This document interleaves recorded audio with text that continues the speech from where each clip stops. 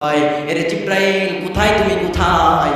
জান্নাত থেকে একটা দুম্বা নিয়া আমার বন্ধু ইব্রাহিমের চাকুর নিচে ধরে দাও। এইবার জিব্রাইল আলাইহিস সালাতু ওয়াস সালাম সেই জান্নাত থেকে একটা দুম্বা নিয়ে চলে আসলো।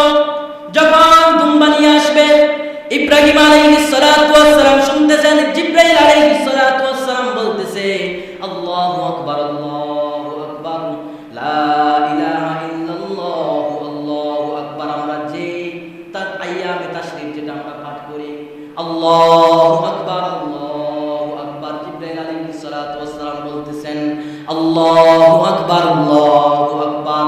যখন দুম্বা চাকুর নিচে ধরে দিল, চাকু চালালো, শরীরের মধ্যে যখন রক্ত লেগে গেল, এইবার ইব্রাহিম আলাইহিস সালাতু ওয়াস সালাম চোখের বারটা খুলে ফেললো। খুলে দেখে যে আল্লাহ পাক জান্নাত থেকে দুম্বা পাঠায় দিয়েছে, জিব্রাইল সামনে দাঁড়ানো।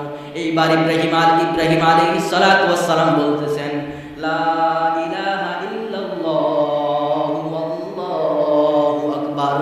ইসমাঈল আলাইহিস সালাতু ওয়াস সালাম শুকরিয়া আদায় করে, আল্লাহু আকবার ওয়া লিল্লাহিল হামদ।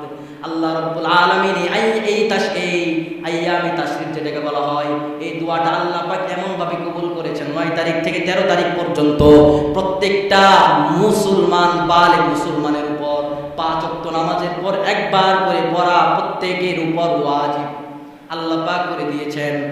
আর ইব্রাহিম আলাইহিস সালাতু ওয়াস সালাম আল্লাহ তাআলার কাছে শুকর আদায় করতেছেন, হাত তুলে মুনাজাত করে। ইব্রাহিম আলাইহিস সালাতু ওয়াস সালাম মহা খুশি। জিব্রাইল আলাইহিস সালাতু ওয়াস সালাম ইসমাঈলকে এবং ইব্রাহিমকে সংবাদ দিয়ে দিল, ইব্রাহিম, তুমি আল্লাহর পরীক্ষায় পাশ করেছো, তোমার সন্তান ইসমাঈল আল্লাহর পরীক্ষায় পাশ করেছে। কেমন বাবার কেমন সন্তান আর কেমন স্ত্রী, আল্লাহ পাক রব্বুল আলামিন কেমন ধৈর্য তাদের ভিতরে দিয়ে দিয়েছেন। ইন্নাল্লাহ